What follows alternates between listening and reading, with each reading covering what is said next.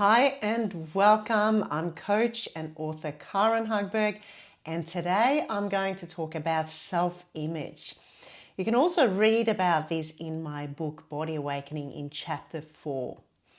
So self-image is often described as your view of you. It's your mental image or your self-portrait. Self-image is an internal list of labels that describes the characteristics of the self and can include intelligent, beautiful, ugly, talented, selfish, kind, and many more. And these characteristics and labels form a collective representation of our assets and liabilities as we see them. The self-image that most of us have is a learned image.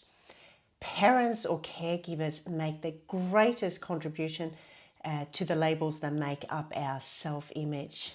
They are mirrors reflecting back to us an image of ourselves.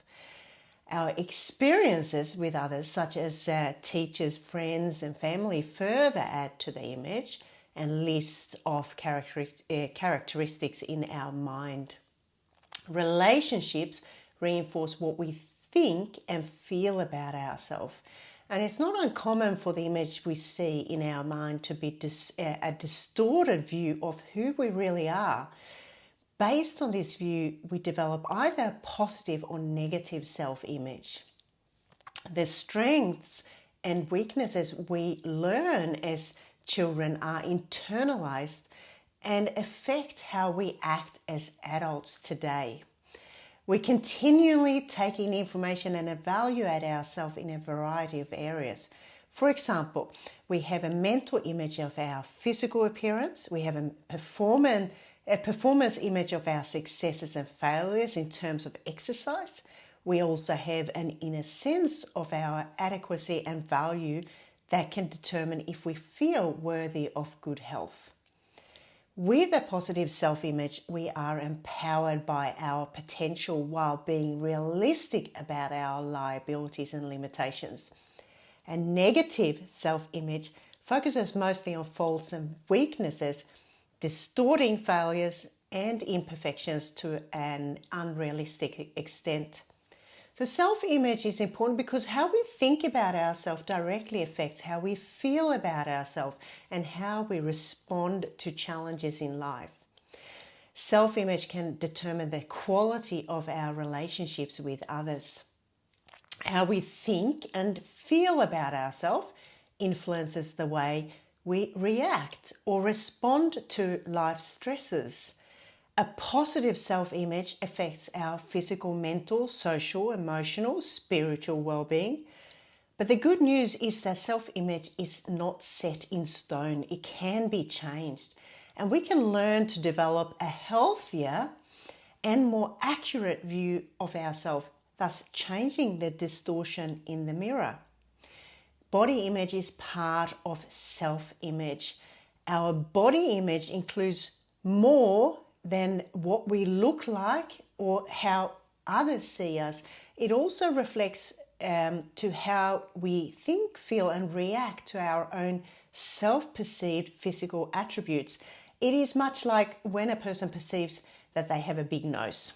Others may barely even notice that particular facial features, but when that person looks in the mirror, it's all they see. And this type of distorted thinking contributes to a negative body image. As with self-image, body image is not permanent. Our body changes as we grow older, and each stage in our life is associated with a particular body image benchmark. Changing our body image means more than changing our body. It means changing how we think, feel, and react to our body. So weight management and surgery are two ways to alter the body in a measurable way, but the image in the mind must still be addressed. Learning to have a positive relationship with an imperfect body increases the ability to lose weight and to feel good. So surgery can be a catalyst for changing how we see ourselves. Extensive outside remodeling, however, also requires extensive inside changes to be effective.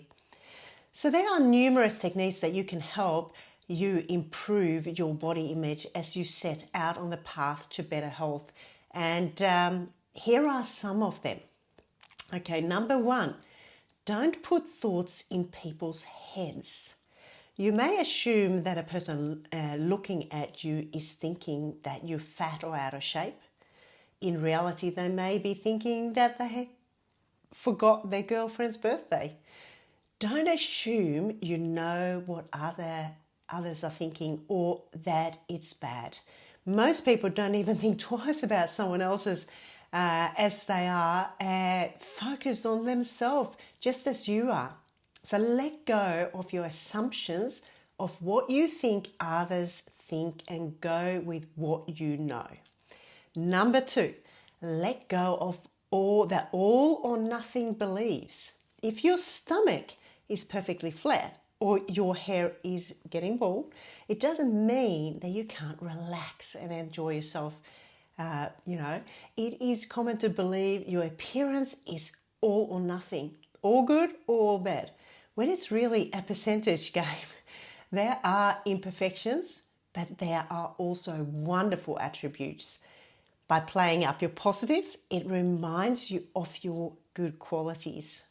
Number three, it's not all about you.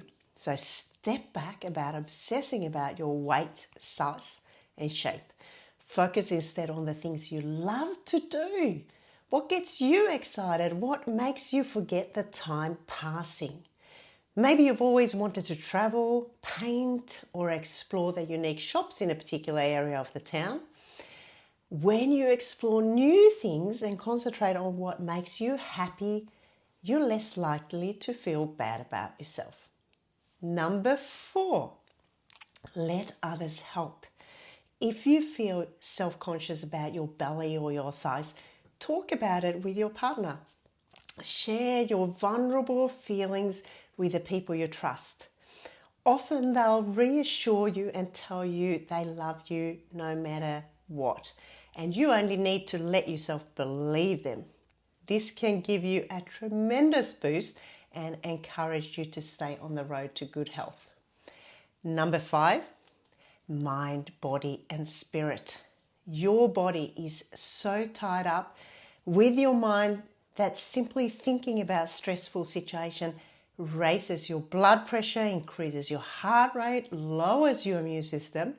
And if you keep thinking about how ugly and fat you feel, your physical health will suffer right alongside your emotional and spiritual health. Now, if you want to learn more and read more, you can click on the link for more information that is in my Body Awakening ebook. You can also visit my website, which is karinhagberg.com.au or aspirewellbeing.com.